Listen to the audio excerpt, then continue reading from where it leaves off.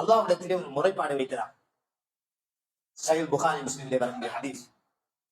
நரகம் அதிகமாக மனிதர்களையும் ஜின்களையும் வேதனை செய்து செய்து அந்த வெப்பத்தின் காரணமாக அதனுடைய ஒரு சில பகுதிகளை மற்ற சில பகுதிகள் திண்டு விட்டது அல்லது பாதிக்க செய்து விட்டது, டேமேஜ் ஆகிவிட்டது. அல்லாஹ்விடத்திலே அது கேட்கிறது, ஓய்வுக்கு சந்தர்ப்பம் தருமாறு கேட்கிறது. அப்போது அல்லாஹ் தஆலா அந்த நரகத்துக்கு ஓய்வு எடுத்துக் கொள்வதற்காக 2 மூச்சுகளை விட்டுக் கொள்ளுமாறு சொல்கிறான்.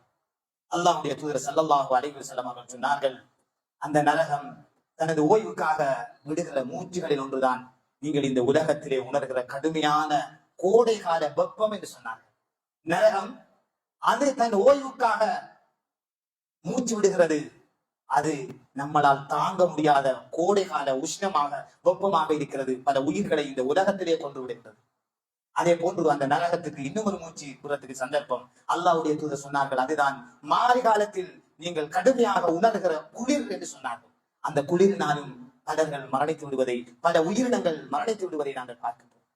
அந்த நரகத்தினுடைய மூச்சியையே எங்களுக்கு இந்த உலகத்திலிருந்து தாங்க முடியாது என்றால், அந்த நரகத்தை நேரடியாக சந்திக்கிற போது அதனுடைய அமளி துமளிகள் சிரமங்கள் எப்படி இருக்கும் என்பதை சிந்தித்து பாருங்கள்.